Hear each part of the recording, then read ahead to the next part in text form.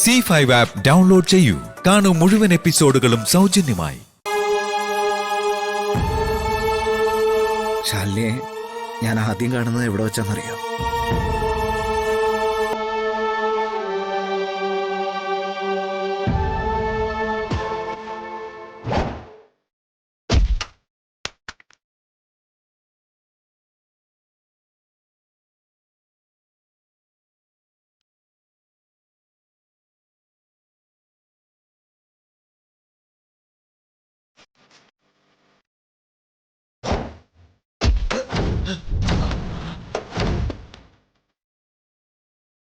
അന്ന് ആ നിമിഷം ഞാൻ മനസ്സിലുറപ്പിച്ചതാ, ഇതാണ് വിഷ്ണുവിന്റെ പെണ്ണെന്ന്. തൻ്റെ ഇടവും പ്രസരിപ്പും ഊർജ്ജസ്വലതയുള്ള ഒരു പെണ്ണ്. പക്ഷേ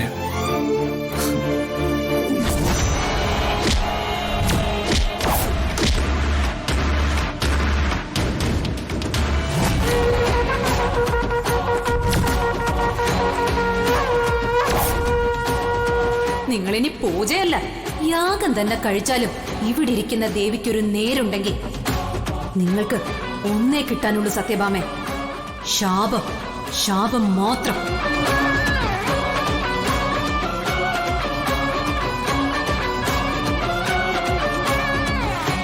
എന്റെ കൈ തടുത്ത എനിക്ക് നേരെ കൈ ചൂണ്ടിയ ആ പീറ പെണ്ണ് വിടില്ല ഞാൻ അവളെ.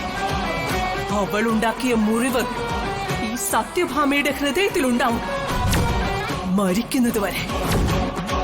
മറക്കില്ല ഞാൻ, ഒരിക്കലും മറക്കില്ല.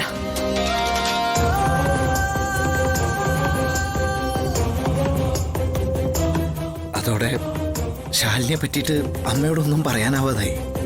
എല്ലാം ഒന്ന് ശാന്തമായിട്ട് അമ്മോട് സംസാരിക്കാനിരിക്കായിരുന്നു ഞാൻ. പക്ഷേ നാട് മുഴുവൻ ഭരിച്ച് തിമിർത്ത് നടക്കുക സത്യഭാമ. ചക്രവർത്തിനിയാണെന്നാ വിചാരം. എന്നാ സ്വന്തം മകളുടെ ജീവിതത്തെ പറ്റി ഒരു ആലോചനയില്ല. ആ സത്യഭാമയ്ക്കൊരു മകനുണ്ടെന്നാ പറഞ്ഞത്. നാടറിയുന്ന റൗഡി.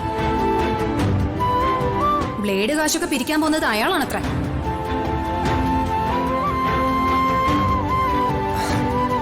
അതോടെ ശാലിനിക്ക് മുമ്പിലും ഞാൻ സത്യഭാമയുടെ മകനാന്ന് പറയാൻ ഗത്യന്തരമില്ലാതായി. ശാലിനി എന്നെങ്ങാനും വെറുത്താലോ എന്നുള്ളൊരു പേടി, അതൊരു സ്വാർത്ഥത തന്നെയായിരുന്നു. അത് ഞാൻ സമ്മതിക്കുന്നു. പക്ഷെ ഇതാണ് സംഭവിച്ചത്.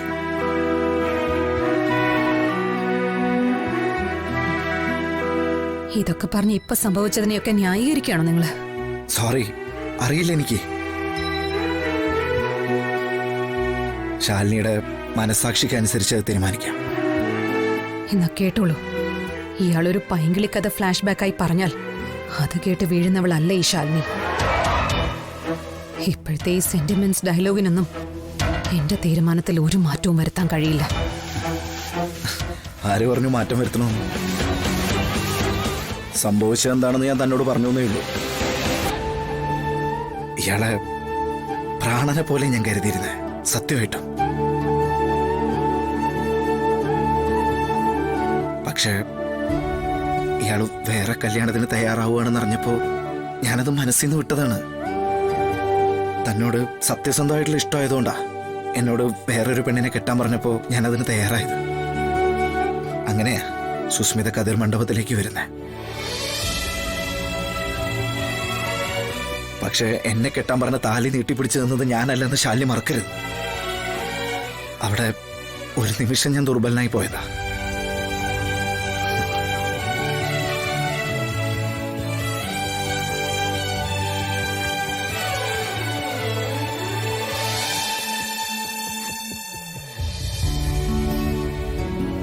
ഞാൻ പറഞ്ഞതൊക്കെ പൈങ്കിളി ഡയലോഗാണെന്ന് തോന്നുന്നുണ്ടെങ്കിൽ മനസ്സിലാക്കിക്കോ. അതിനേക്കാൾ പൈങ്കിളിയായിട്ടുള്ള പഴയ ഡയലോഗാ ഇയാൾ കുറച്ചു നേരത്തെ പറഞ്ഞത്. പുറമേക്ക് മാത്രം നമ്മൾ ഭാര്യ ഭർത്താക്കന്മാരായിരിക്കും, 4 ചുമരുകൾക്കുള്ളിൽ ഭാര്യയായിട്ട് എന്നെ കിട്ടില്ല. ഏതായാലും അതൊക്കെ ഇയാളുടെ ഇഷ്ടം.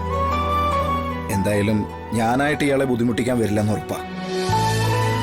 ഇയാൾക്ക് എന്തെങ്കിലും എന്നെ ബോധ്യമാവുന്ന ഒരു കാലം ഉണ്ടായാൽ അന്നു മതി നമുക്കൊന്നിച്ചുള്ള ജീവിതം.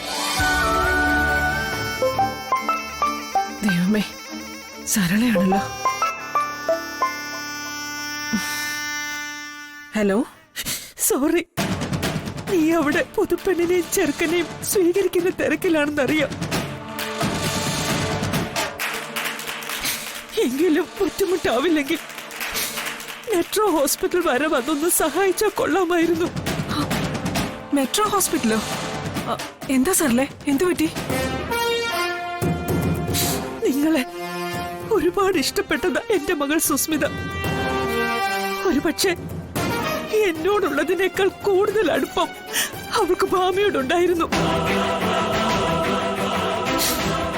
അതുകൊണ്ട് അവള് മരിക്കുന്നതിന് മുൻപ് നിങ്ങളെ ഒന്ന് കാണണമെന്ന് തോന്നി.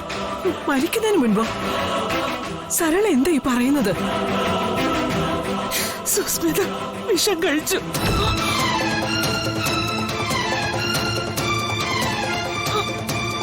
വിഷം കഴിച്ചോ? ഇനിയും ഒന്നും പറയാറായിട്ടില്ലെന്നാ ഡോക്ടർ പറഞ്ഞത്. ഏത് നിമിഷവും ആ വാർത്ത കേൾക്കാൻ കാത്തു നിൽക്കാൻ ഞങ്ങള്. അങ്ങനെയൊന്നും പറയല്ലേ. ഞാനിപ്പോ വരാം സാറിലെ. ഒരമണിക്കൂർ. എന്താ ഭാമേ, ആശുപത്രിയില്? പുതുപ്പെണ്ണിനും ചെറുക്കനൊരു സന്തോഷ വാർത്തയുണ്ട്.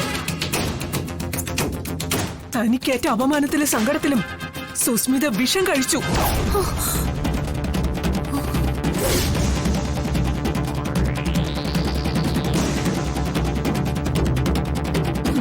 ഇപ്പോ മെട്രോ ഹോസ്പിറ്റലിൽ ചത്തും ചാകാതെയും കിടക്കുക. ഒരു തരത്തിൽ അവളുടെ ഈ അവസ്ഥയ്ക്ക് കാരണക്കാരി ഞാനാ. മകൻ എന്റെ വാക്കിന് വില തരൂന്ന് കരുതി മോഹം കൊടുത്തു ഞാൻ അവൾക്ക്. ഇവിടെ കൊണ്ടുവന്ന് താമസിപ്പിച്ചു ഞാൻ അവളെ. താലി കെട്ടും മുമ്പേ അവളെ ഞാൻ എന്റെ മനസ്സുകൊണ്ട് മരുമകളാക്കി.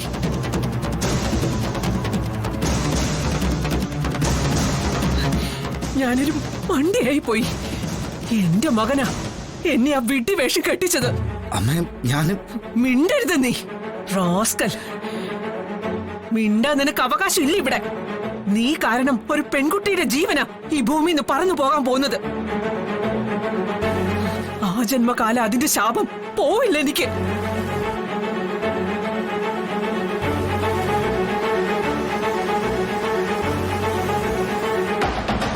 ദേ നോക്ക്, സുസ്മിതയ്ക്ക് എന്തെങ്കിലും സംഭവിച്ച ഉച്ചയൂണാവില്ല നിനക്കിവിടെ വിളമ്പുന്നത്. അവളുടെ ശവം കൊത്തി അരിഞ്ഞിട്ട് തരും ഞാൻ. നിന്റെയൊക്കെ രക്തദാഹം അടങ്ങാൻ. ഡൗൺലോഡ് ചെയ്യൂ C5 ആപ്പ്. കാണൂ എല്ലാ എപ്പിസോഡുകളും സൗജന്യമായി.